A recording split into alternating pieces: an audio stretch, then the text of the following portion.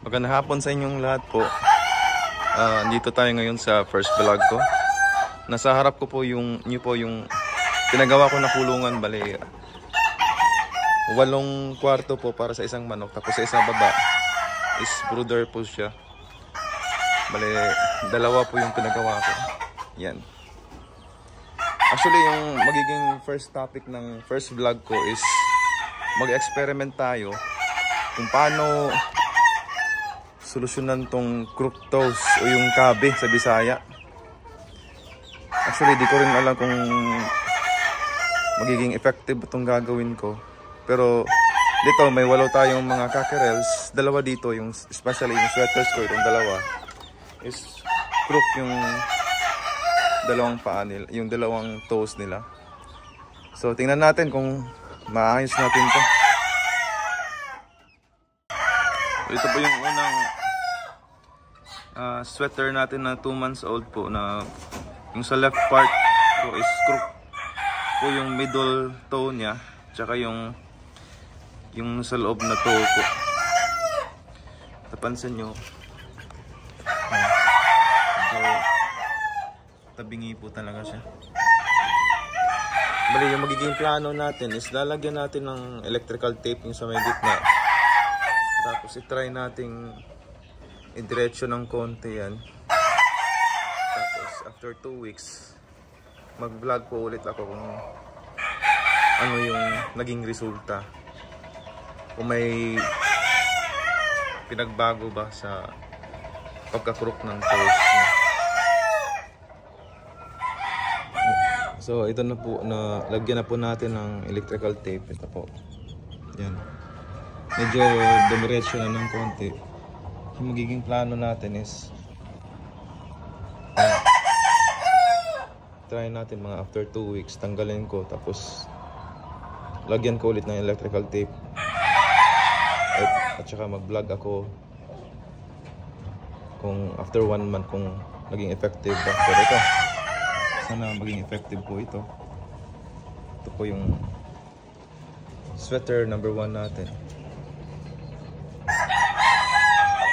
Balik ko na po, tapos kunin ko yung pangalawa.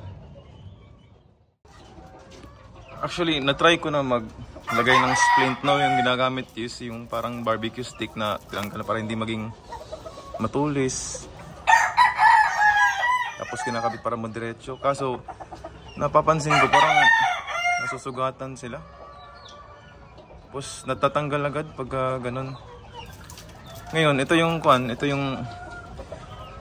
isa sa mga magkapatid sila sa tatay ng mga cockerel ko. Ito 6 months old to. Kabi din yung right. Hindi ko nagawa ng solusyon. Nag-try ako na maglagay ng splint, kaso yun, kabi pa rin po yung right foot niya. For a sweater Gilmore po, medyo mababa nga. Medyo tingin ko hindi ko na uulitin to na breeding. Medyo mababa siya. Although yung kapatid niya, ito sa kabila, ayos naman yung toes niya.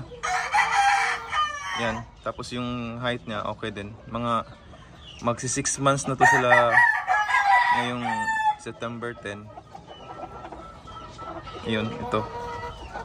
Sweater Gilmore po. Yung kanina, straight comb. Ito po naman po siya ay P-comb. Pero tingin ko, hindi ko na ulitin to kasi na breeding.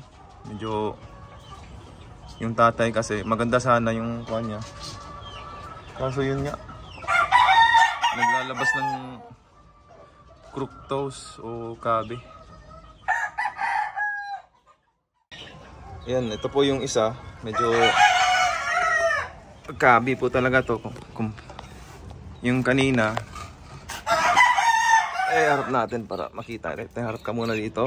Yan, lagyan natin yan.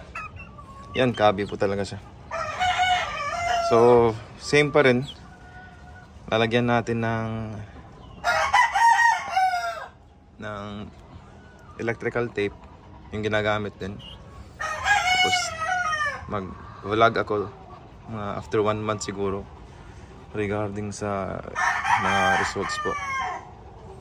Tingnan natin kung effective ba So, eksperimento naman din po ito. Tingnan natin kung magiging effective po ito. Ito na po yung second natin. Medyo tingin ko ito babalik sa normal.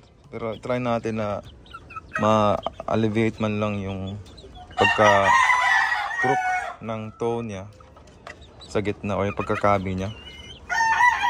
So, tingnan natin. Pero yun nga, yung father nila hindi ko nagagamitin. Kasi parang tingin ko yun yung rason eh. Kasi yung first breeding, iba yung nanay, may crook toe. Tapos ngayon, meron na naman sa ibang nanay naman din na straight sweater. Kaya yun siguro, hindi ko na siya gagamitin. Although, maganda sana kasi nanalo na siya sa mga laban. Pero yun, medyo tingin ko mahirapan to sa ikutan eh, pagka sa laban niya. Yun. Siguro mga after 1 month po, mag-vlog po ulit ako tungkol dito. At i-update ko po kayo kung naging effective ba yung experiment or nag-succeed po ba yung experiment natin po. Yan. Sarado na natin. Ito, kayong kanina, pakita ko sa inyo ulit. Yan.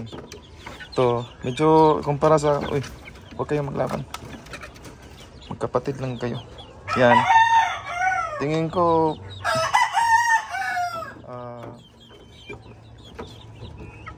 sana maging effective to yung pan natin. Pero yun nga. Ito yung kapag nga pila nila. Isa. Normal naman yung paa. Ito, sweater din. Straight na sweater. Yan. Ito naman yung... Ito, hindi naman to kapatid nila. Parang black na gray po o yung tawag dito sa Bisaya. Lambuhon sa Bisaya. Tapos ito mga kapatid niya, puro mga talisayin. Yan. Sige po, yun lang po. I-update ko po kayo. At sana sa inyo din maging healthy din yung mga... Sana magpatuloy yung maging healthy yung mga manok natin. Yun lang po.